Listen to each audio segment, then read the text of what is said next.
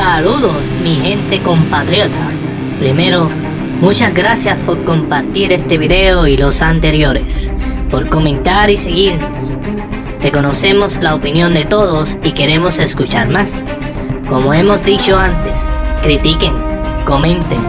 Lo peor es escuchar solo lo bueno y quedarnos en lo mismo. Por favor, critíquenos y así evolucionaremos. Para evolucionar, necesitan la opinión de todos. No te quedes callado, comenta y únete. Recuerden que somos muchos, somos legión, somos más y no tenemos miedo. Andamos a la esperanza de lograr un nuevo despertar.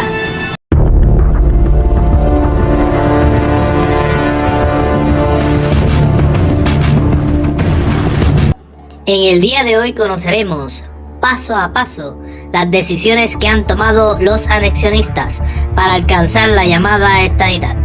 El partido anexionista de la actualidad es el Partido de Perdone Nuestros Pecados, el Partido Nuevo Progresista. Lo siento, Walo, por la frase.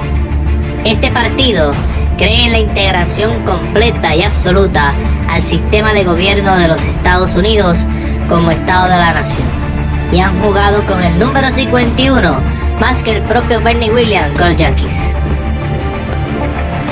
La formación de este partido nace en actitudes muy nebulosas. No entraremos en detalles, pero lo que sí recalcaremos es que nace en el 1967 y es en el 1968 que llegan al poder con Luis A. Ferrer, quien gana la elección de este año. Y es entonces que comienza el auge de la llamada estadidad, que promete traer seguridad, progreso, estadidad y le añaden hoy en día igualdad. Las intenciones eran buenas. Veamos el camino para lograr la estadidad, que surge en la oscuridad y en la crítica de un gobierno araña.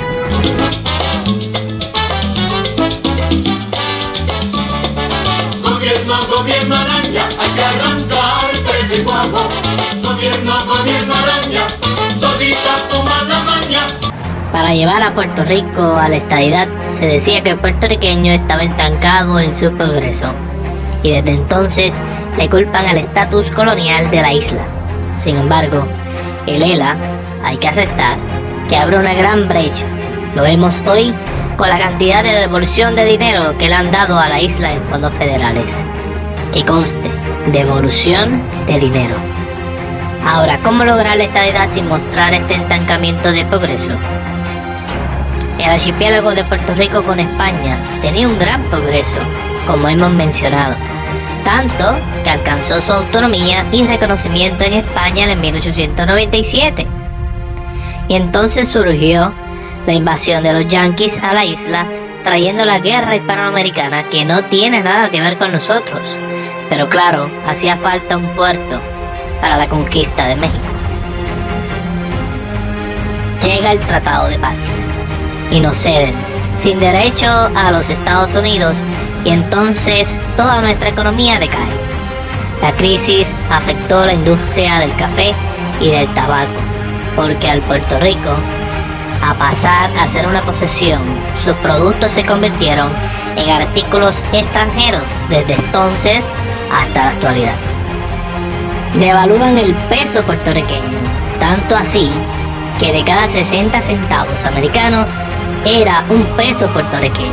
Es decir, que si un puertorriqueño tenía $6, que en esa época era un montón, en realidad son $3.60 americanos.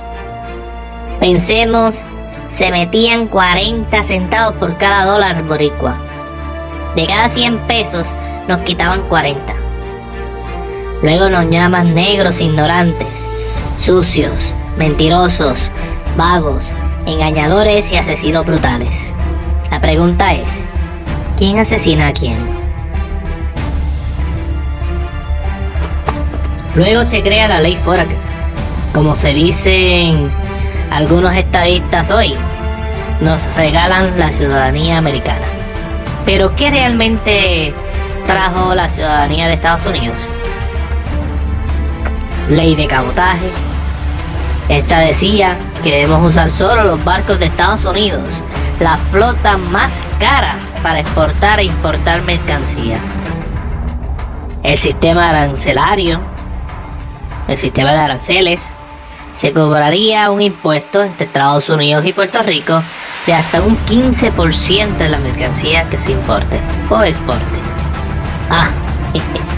Y obviamente la partida de nuestros jóvenes a la milicia de una nación extranjera. La implantación de esta ley inaugura el régimen colonial de Estados Unidos en contra de Puerto Rico. Por lo tanto, primer paso a la estadidad: crear pobreza. Eliminar todo potencial de desarrollo económico es la estrategia para el efecto Superman. Crear necesidad para suplir supuestas ayudas y de este modo tenerlos comiendo de la mano. ¿Qué hicieron los estadistas? Pues como los americanos les recomendaron, destruir el desarrollo económico de la isla y volverlo dependiente de Estados Unidos. ¿Cómo? Primero, desmantelando una pieza clave de la infraestructura de la isla que posibilitaba el transporte de caña de azúcar, la azúcar, correo, pasajeros y carga general. Es decir, nuestro ferrocarril de circunvalización de Puerto Rico fue desplazado por el desarrollo de la red vial. Los americanos se apropiaron de las compañías de estas vías y las vendieron poco a poco hasta terminar sus funciones en el 1957. Lo curioso es que una vez se va el tren, se crea la vía de San Juan a Ponce para la llegada de la empresa automotriz. ¿Pero por parte de quién? Luis A. Ferré. La elección de Luis Ferré como gobernador de Puerto Rico marcó un cambio en la trayectoria política del país. Un industrial ponceño, educado en los Estados Unidos, formado en el capitalismo y la estadidad, rompe con la sucesión histórica del Partido Popular y el estadolibrismo. Ante una división interna del PP, dado el buen crédito de la isla, el mercado de bonos estaba más que disponible. Para acabar con los arrabales con rapidez, se comenzó la construcción acelerada de edificios multipiso para vivienda pública, que con el paso de los años fueron transformándose en arrabales de hormigón y incubadoras de males sociales. Las vías de comunicación. La autopista de Ponce a San Juan fue el proyecto emblemático de aquella administración. Nos reunimos hoy para inaugurar un tramo adicional de la autopista San Juan-Ponce. Roberto Sánchez Vilella había comenzado un tramo y diseñado lo demás. La gran tarea en marcha está descrita por el gobernador Ferré. Nuevas vías de comunicación cómodas y modernas para hacer nuestras vidas más placenteras. La obra en proceso había que anunciarla. ¡Carretera en acción! ¡Haciendo el futuro! Y justificarla. Las carreteras son las vías del progreso de nuestro país. Desde enero del 69 hasta el presente, la Autoridad de Carreteras ha construido y reconstruido más de 2.550 kilómetros de carreteras. El puente tiene un costo aproximado de cerca de $500,000 y fue construido en un tiempo récord de 9 meses. El gasto público iba creciendo. Se aprobó la concesión de un bono de Navidad obligatorio a todos los empleados públicos y privados. 3 proyectos de ley que habrán de aumentar el sueldo a todos los empleados públicos de Puerto Rico por $30 mensuales, o sea, en total $360 al año. Esto incluye policías, maestros y todos los demás empleados públicos que comprenden 94.000 empleados. La deuda no era tan grande entonces, pero se duplicó. A otros correspondería tomar más préstamos para terminar o mantener lo ya iniciado. En vez de propiciar, en vez de ayudar a generar nuevamente ese sistema de ferrocarril, pues invierten los millones en los americanos. Segundo, se aprueba un bono en vez de aprobar un salario justo a los trabajadores. ¿Qué hacen? Mitigan el daño y les mienten al trabajador, haciendo una ley de bono de Navidad. Total engaño que al sol de hoy es trastocado y eliminado por Estados Unidos a través de la Junta de Control Fiscal. By the way, son los gobernadores no electos de Puerto Rico. Todas estas deudas son heredadas al sol de hoy. En vez de haber invertido en el tren y rescatar esas vías, crean un complot con los americanos para dejarle millones a las empresas norteamericanas y así desangrar al trabajador puertorriqueño. Y le engañan y dicen que le regalan un bono, cuando la realidad es que nos merecemos mucho más. Nos merecemos integridad y verticalidad, que nos paguen por lo que generamos, mi gente. No nos dejemos engañar. Segundo paso para la estadidad: la expropiación de nuestras viviendas. Expropian todos nuestros recursos de la isla, incluyendo también, obviamente, los recursos naturales de la isla. Expropian cualquier propiedad que se les antoja para fomentar la economía colonizadora. A continuación, vean lo siguiente. La expropiación es el poder del gobierno para apoderarse forzosamente de tu casa o negocio.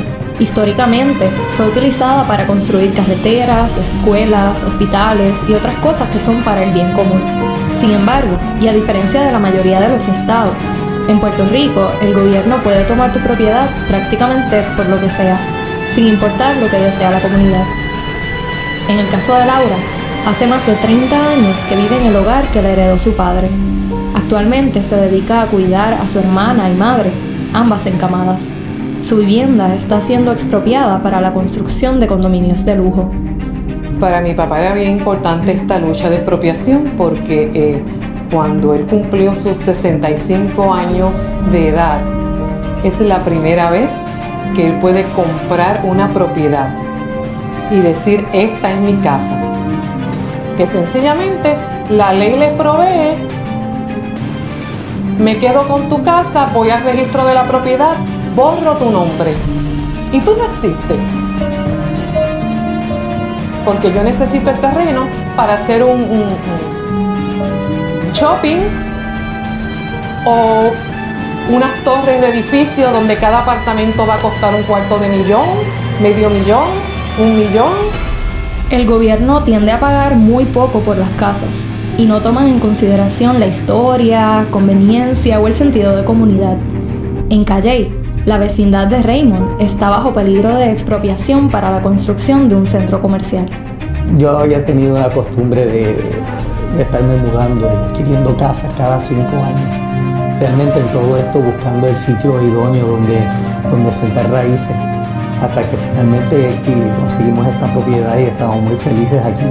Y es un área para que mis nietos vengan y desarrollen una vida saludable. Lo peor es que al momento de radicar una acción de expropiación, la propiedad se convierte automáticamente en propiedad del gobierno. Cuando te llega la notificación de expropiación, ya es tarde y ni siquiera puedes cuestionar el supuesto uso público. La empresa de la familia de Héctor y su esposa Lourdes fue expropiada hace 10 años para un mega proyecto turístico, lo cual al día de hoy nunca se materializó.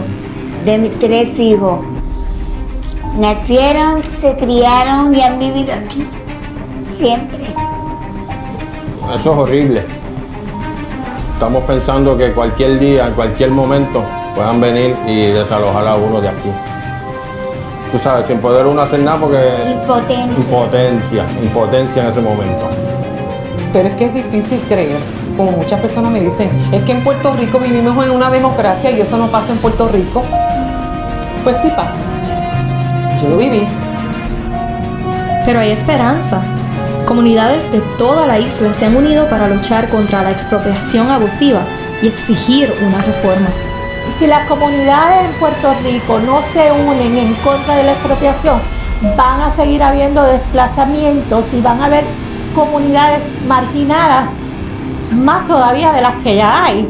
Les decimos al gobernador y a los representantes del gobierno, tanto Cámara, Senado y todos los que tengan que ver, que para que Puerto Rico eche para adelante tiene que contar con las comunidades. Sabemos lo que se necesita, dónde se necesita y cómo se debe hacer las cosas. La expropiación nos afecta a todos y a todas. Para más información y para aprender sobre cómo puedes ayudar, entra a crepr.org. Y esta es mi casa y aquí me voy a quedar. De este modo, expropian al pueblo de su tierra, demostrando que no son nuestras tierras, sino de los yanquis. Eso es lo que dice estadidad.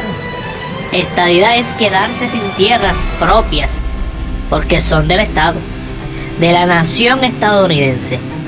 Y ellos, en el Congreso, hacen y deshacen de nosotros sin tener legítimo derecho, ya que, como hemos mencionado, Puerto Rico es un país soberano desde el 1897, pero que tristemente su conciencia ha sido enfangada con toda esta ideología de estadidad, y nos vemos encerrados y amarrados con este estado de libre asociación.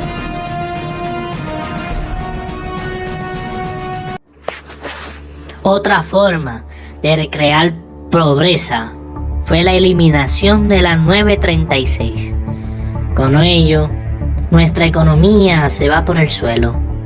Una vez más, algo que nos mantenía competente ante el mundo, lo eliminan para el control del país y que no alcance su propia autonomía como ya la teníamos en el 1897. La crisis petrolera y el colapso del modelo de las petroquímicas con la Corco lanzó a la isla en una recesión económica profunda.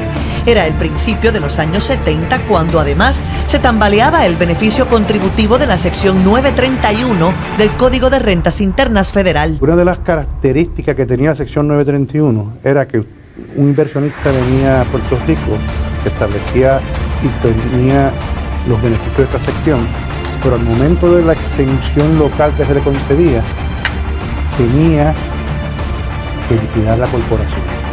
Porque si se quedaba y repatriaba las ganancias, estas ganancias estaban sujetas a contribuciones federales. Por eso, según este experto en asuntos contributivos de la Asociación de Industriales, el mecanismo de las 931 fue perdiendo popularidad y el Congreso buscaría eliminarlo, lo que dio paso a la sección 936. Nos salvó a nosotros la 936 en el 1976, casi acabándose el cuatrienio de Rafael del 73 al 76. Don Juan Agosto Alicea, quien ocupó varias posiciones en gobiernos populares, explicó que el Estatuto 936 le dio un segundo aire al sector industrial manufacturero del país. Este permitía a las corporaciones repatriar sus ganancias, sin embargo, tendrían que pagar al gobierno local un impuesto de salida, el llamado Toll Gate Tax, que podría llegar hasta el 10%, pero en la práctica nunca fue mayor de un 4%. Asimismo, se incentivó la inversión de esos fondos en proyectos locales. Pero le permitió entonces a estas compañías a mirar a un poquito más a largo plazo. Por eso que, sobre todo en la industria farmacéutica, aquí tenemos compañías que están desde el 1960, 1965 y todavía están en Puerto Rico, porque a través de la 936 tuvieron la oportunidad de reestructurarse y quedarse. Este nuevo beneficio provocó un auge, un boom económico que convirtió el sector de la manufactura en el más importante motor económico de la isla y a Puerto Rico en la envidia de los países en desarrollo, según nos cuenta el reconocido banquero Arturo Carrión. Solamente imagínate que se establezca una fábrica como Pfizer, por ejemplo, que se establezca una fábrica como American Home, que estaba en Guayana, Apple, toda esa gente estaba aquí. Y entonces esa gente empleaban cientos y en algunos casos miles de personas. Para finales de los años 80, las empresas acogidas a los incentivos en la sección 936 representaban un 20% de toda la manufactura, pero su impacto en la economía era extraordinario. Mantenían casi 100.000 empleos en toda la isla. Ese número siguió aumentando hasta alcanzar 160.000 para principios de los años 90. También representaba el 83% de todas las exportaciones y el 82% de toda la producción. El ingreso neto en la manufactura ascendió a 4.286 millones de dólares, que representa el 47% del ingreso neto de Puerto Rico. El exgobernador Carlos Romero Barceló, durante su segundo mandato, reconocía la importancia de este sector que encabezaba compañías de alta tecnología como las farmacéuticas. Le seguían la industria de ropa y textiles, alimentos y las refinerías. Era un buen negocio para Puerto Rico, que además inyectó miles de millones de dólares a la banca local. El total era 18 billones de dólares que estaban en la economía financiando actividad elegible, financiando actividad comercial. Floreció la economía. El factor multiplicador de las 936 fue fundamental. Por cada empleo en la manufactura 936 se estima que se crearon por lo menos 3.3 empleos indirectos. Pudimos incentivar que nuestros padres y algunos de nosotros pudiéramos perseguir otras profesiones como profesiones científicas, ingeniería, donde nos hemos convertido en unos monstruos en Puerto Rico. Aprendimos a hacer gerencia mundialista a través de la oportunidad de con estas 936, ya de ingenieros, contadores, excelente oportunidad para los abogados. Y ahí comienza entonces una nueva dimensión de Puerto Rico en términos de las farmacéuticas. Pero nuevamente el modelo era igual, importamos capital, importamos la habilidad empresarial y nosotros, ¿qué le ponemos? Pues los químicos, los ingenieros, el desarrollo de infraestructura, energía. Así florecieron pequeñas y medianas empresas y hasta los grandes centros comerciales se hicieron más grandes. ¿Quién tiene la culpa? Para cambiar el futuro de un país hay que conocer su historia. En los años 30, la clase trabajadora del país vivía de la agricultura. La caña de azúcar era la inversión principal de los Estados Unidos en Puerto Rico. Los 40 son una década marcada por gran crecimiento gubernamental en el que se crean 3 corporaciones públicas muy importantes.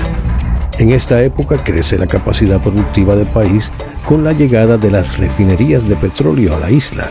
Eso nos convierte en uno de los principales exportadores de derivados de petróleo a Estados Unidos. Con la aprobación de una medida que permitió la importación de petróleo del extranjero a los Estados Unidos, la industria de las petroquímicas colapsó. En un intento por fortalecer la economía local, en el 1976 el Congreso otorga la sección 936. Con esta medida, llegan las farmacéuticas, las compañías tecnológicas, las médicas y las químicas. La economía local se activa gracias a un agresivo programa de construcción de obra pública financiada por el Banco Gubernamental de Fomento. Varios sectores de la economía crecen rápidamente. Las casas acreditadoras más importantes nos dan una clasificación excelente, lo cual es una gran distinción para el país. Pero con el pasar del tiempo, financiar la obra pública se convirtió en el talón de Aquiles del gobierno. Para colmo, el Congreso de Estados Unidos decide eliminar las 936 poco a poco, sin importarle las consecuencias. Y ahí es que el asunto se nos complica. En los 2000 se pone por primera vez en evidencia la gravedad de las finanzas de la isla. El problema comenzó cuando el BGF empezó a emitir deuda pública para cubrir el costo del gobierno. Los bonos se mueven bien. Se vende una cifra récord de miles de millones a inversionistas, cooperativas puertorriqueñas, sistemas de retiro de empleados de gobierno y privados, empresarios locales que buscan reinvertir en el país. Ninguno de ellos se imaginó lo que ocurriría en los próximos años. Y entonces cae la piedra. El 2006 marca oficialmente el comienzo de la recesión en Puerto Rico. En solo 10 años se pierden 70.000 empleos en el sector público y 164.200 en el sector privado.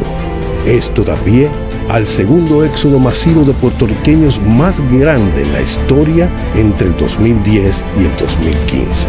Además, en solo 8 años, los bancos ejecutan 27.321 casas, siendo el 2015 el año con más ejecuciones en la historia del país.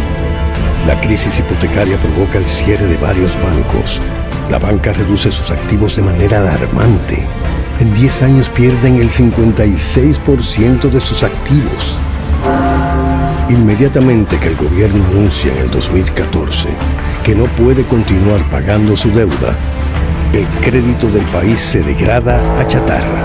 Esto hace caer el valor de los bonos y hace que muchas personas, para no perderlo todo, se apresuren a venderlos muy por debajo de su precio. En ese momento, entran al juego los hedge funds. Estos se dedican a comprar una porción alta de la deuda de Puerto Rico a grandes descuentos con el propósito de luego poderla vender al mayor precio posible y así obtener gigantes ganancias. La situación de la economía de Puerto Rico es devastadora. La deuda pública actual es de más de 73.000 millones de dólares. Y por desgracia no hay soluciones mágicas al problema. La amenaza del impago afecta la estabilidad económica de más de 230.000 individuos, entre ellos 88.000 retirados, como tu mamá, tu papá o tus abuelos, que dejarían de recibir sus pensiones si el gobierno central deja de hacer sus pagos. Pero el pagar la deuda no es suficiente. Hay que continuar invirtiendo en Puerto Rico. Tercer paso para alcanzar la estadidad. ¿Qué hacen los anexionistas? Privatizar. Privatizar todos los recursos esenciales de la isla. Primero, ni siquiera han definido bien cuáles son estos servicios esenciales para que ustedes no tengan esa información. Así que primero, ¿qué son servicios esenciales para el archipiélago? Ok, derechos humanos, mi gente. Número 1, vivienda. Número 2, salud. Número 3, educación. Número 4, transportación. Y número 5, comunicación. Hablemos de cómo este gobierno araña, privatiza estos servicios, porque ellos se han beneficiado por años.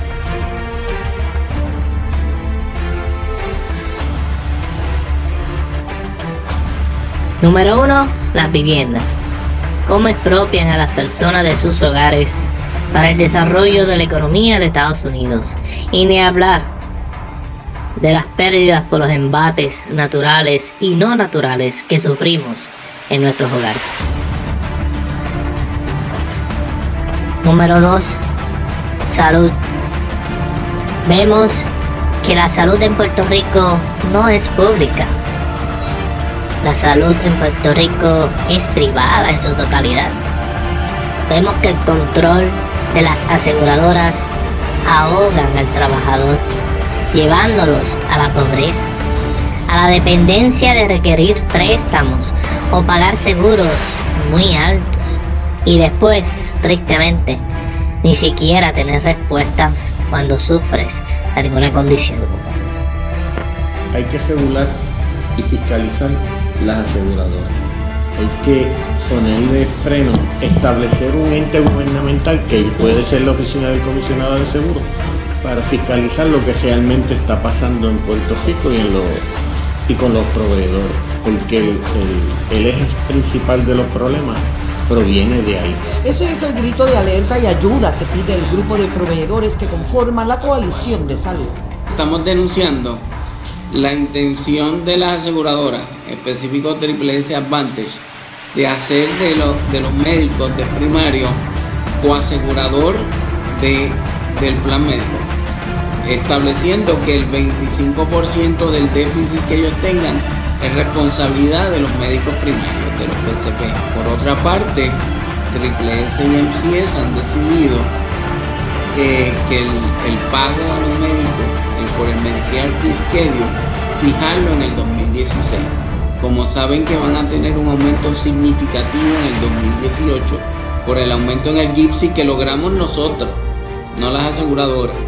Los proveedores, pues ellos quieren quedarse con ese aumento y fijar los pagos en los precios del 2016 para no darle ni un centavo del aumento que van a recibir en el 18 a los proveedores. Otra situación es que las aseguradoras tienen hasta 6 años para recobrar a los proveedores por servicios que ya habían aprobado.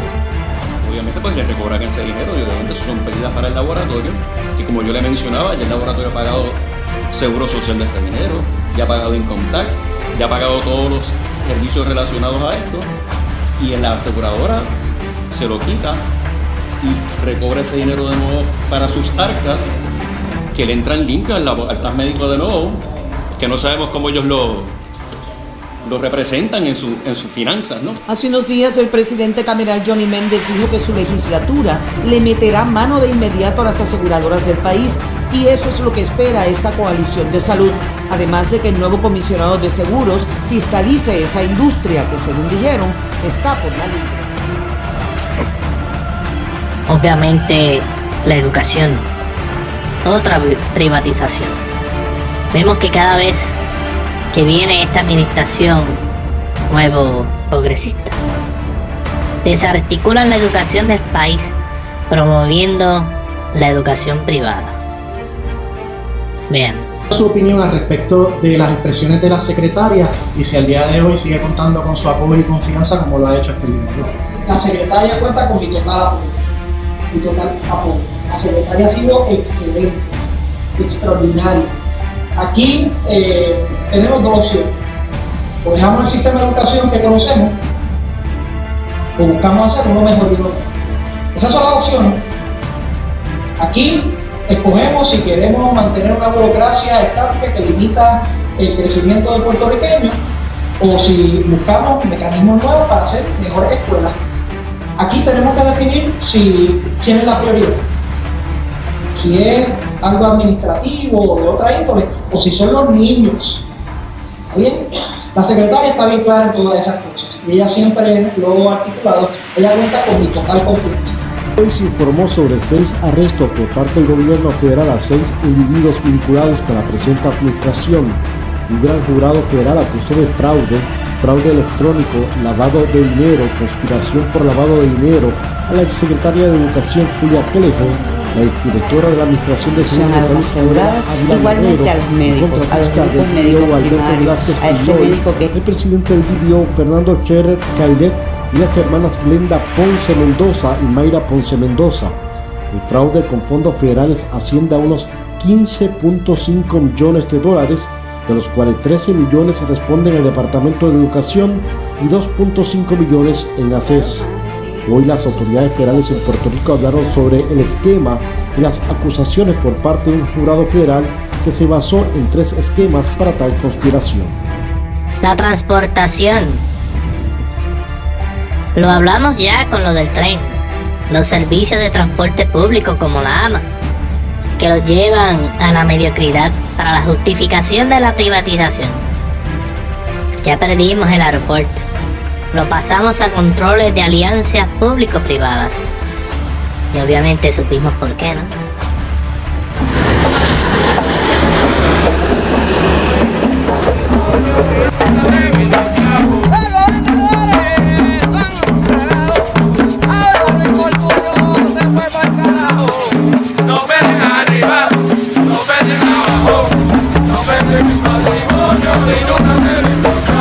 Nosotros celebramos una actividad el 17 de enero frente al Capitolio, después celebramos 2 actividades en Fortaleza y hoy estamos aquí en el aeropuerto porque queremos llevar un mensaje directo al privatizador y a la autoridad de puerto. Nosotros tenemos conocimiento que el privatizador está operando y está desarrollando planes de medio tiempo en el aeropuerto, utilizando facilidades de este gobierno y eso es ilegal.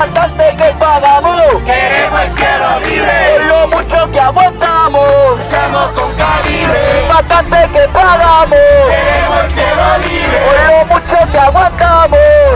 Con Caribe. Bastante que pagamos. Queremos el cielo libre. Bastante que pagamos. Queremos el cielo libre. Bastante que pagamos. Queremos el cielo libre. El objetivo de esta manifestación era llegar a la entrada del aeropuerto Luis Muñoz Marín. Esta no es la entrada. La entrada al aeropuerto está a 50 o 60 pies. Y es ahí en que nosotros hemos convocado esta gran manifestación. Hacemos un llamado a la cordura, hacemos un llamado a la justicia y le exigimos a la policía de Puerto Rico, en especial a su supuesto comandante en jefe, Antonio García Padilla, no solo el breve, sino el ausente, a que mantengan la actividad tal y como estaba programada. Derecho a libertad de expresión. No obstante, ellos siempre expresaron que no tenían intención de bloquear de único acceso al aeropuerto ni entrar a los predios del aeropuerto. Ahora desean accesar a un área verde. Esa área verde es la única entrada que tiene el aeropuerto en este momento.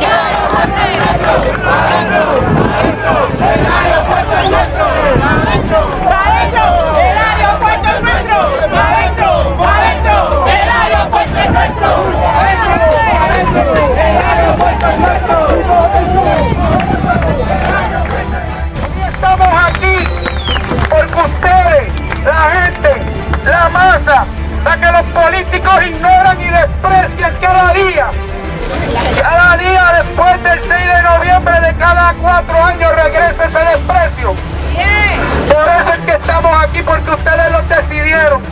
Porque este pueblo está en contra. Ustedes no estuvieron dispuestos a que le negaran la actividad que ustedes habían organizado. Y por tanto elevaron el nivel de militancia y llevaron a cabo una segunda actividad. El objetivo de esa segunda actividad estaba en la mente de todas y todos. Y algunos pensaban que no era posible. Pues aquí está el pueblo enfrentándose a la represión, enfrentándose a la ignorancia.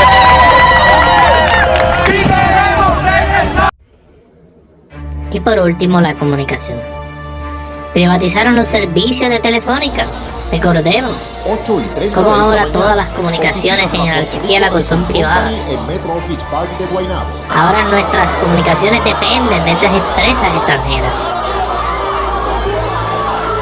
Hoy se habla de la privatización de la energía. O sea que también venderemos la manera de generar energía con la promesa de reducir costos.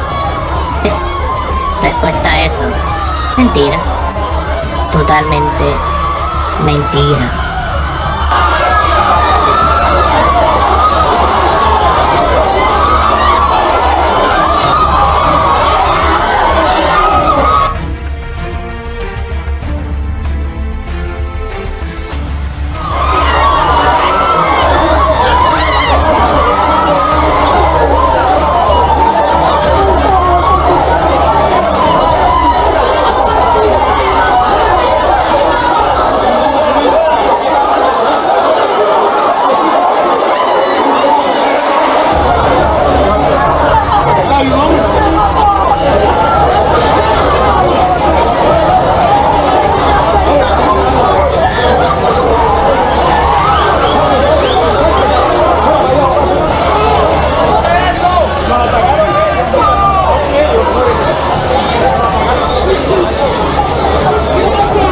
Que estuviéramos en una área, yo eché hacia atrás, pero como quiera el personal de fuerza de choque o el personal de la policía que estuvo aquí agrediéndonos, como quiera me macaneó.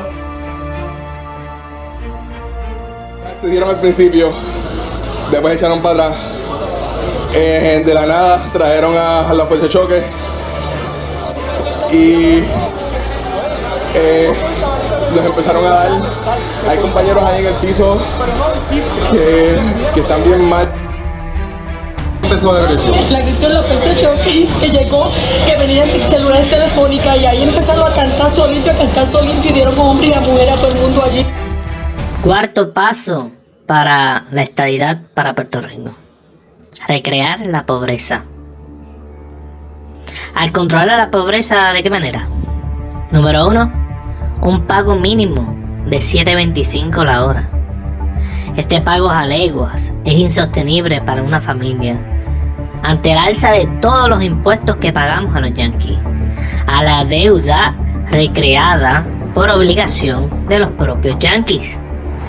¿Y cómo disfrazan esto? Pues efecto Superman, dando ayudas, prestaciones sociales altas. Esto crea que algunas personas vean que reciben más quedándose en casa que yendo a trabajar. Esto manteniendo un sueldo bajo sin contribuir al país, lo cual pareciera absurdo, pero de este modo provoca que la economía no se desarrolle y el país se quede con la impresión que sin mí no son nada. Sin nuestra ayuda no habrá progreso. Ya saben, nuevo progresista. Obviamente, a aquella persona que quiere tener un buen trato, pues lo lleva a ¿qué? A emigrar, a irse de Puerto Rico, a irse del archipiélago, porque obviamente en su país, Estados Unidos, si hay ofertas atractivas en esa nación, pues claro, que pedirá la estadidad. Lo que no saben es que somos sometidos a su estrategia, alimentando la mediocridad y opacando la buena labor con sueldos pobres. El gobierno no está para ayudar, el gobierno está para crear las condiciones para que los ciudadanos podamos trabajar, las condiciones para que podamos estudiar, las condiciones para que podamos tener vivienda, salud, transporte, fruto de nuestro propio trabajo. Si usted me ayuda dándome una tarjeta, si usted me ayuda llenándome los tanques de agua, usted me está ayudando a ser pobre toda la vida. Y la población tiene que entender que el que te ayuda a comer hoy, el que te ayuda a ponerle un zinc, un techo a tu casa, y el que te ayuda a llenar tus cubetas de agua, eso es esclavizándote para ser pobre. Entonces tú votas por esa persona. Pero tú tienes derecho a alcanzar el mismo nivel económico, el mismo progreso que ese político exhibe hoy delante de todos nosotros. Todos tenemos derecho. Y yo quiero decir a los políticos que ellos preparan sistemas, por ejemplo, el sistema de salud. Ninguno de ellos, cuando se enferma, va a un hospital público. Ellos están haciendo escuelas ahora mismo, pero sus hijos no estudian en las escuelas que el gobierno construye, no están en el sistema educativo. Entonces ellos hacen un sistema que no funciona para la población, con el que un grupo se hace rico con nuestro dinero, pero ninguno de ellos los usa. Entonces ellos tienen un país para ellos y un país para nosotros. Y alguien tiene que decirle eso a los políticos. Nosotros no somos políticos, pero somos ciudadanos y tenemos derecho a que los políticos sepan que no pueden seguirnos engañando y abusando de nosotros. Se está abusando del pueblo. Entonces, los ciudadanos tenemos derecho a usar la palabra, a usar los medios, a usar la protesta pacífica para decir a nuestros gobernantes que tienen la obligación de actuar. No es un favor. Los ciudadanos no tenemos que aplaudir cuando un ministro, cuando una autoridad electa hace algo. Es que usted está obligado a hacerla. Usted se compromete según las leyes a servir a la comunidad. Los políticos tienen que saber que los ciudadanos sabemos elegir y sabemos por quién votar. Pero hay una gran cantidad de ciudadanos que está eligiendo porque fulano me da 300, porque fulano me da una ayuda y porque fulano me consiguió las medicinas. Tú no tienes que andar mendigando, ciudadano. Y señor político, usted no tiene que abusar de la ignorancia del pueblo. Esa es mi opinión como ciudadano, que tengo derecho de expresarla, y yo creo que todos los ciudadanos tenemos que despertar, porque de verdad se están burlando de nosotros los políticos. ¿Cuál es el asunto aquí, mi gente? ¿Cuál es el denominador en común en todas estas áreas que hemos visto hoy? Ya lo saben. No es que tengan en contra nada de Estados Unidos, pero hay que entender este lavado de mente que nos han hecho. Obviamente, todo esto es corrupción. La corrupción de los americanos que desangran nuestra nación. Puertorriqueño, te han desmantelado tu raza, tu cultura, tu religión, tu economía, tu dignidad, tus aspiraciones, tu evolución, tu progreso, tu seguridad, tu identidad. La llamada estadidad atenta contra tu ser. Es hora de abrir los ojos, de despertar la conciencia, quitar toda esta manipulación de nuestro sistema a la llamada estadidad.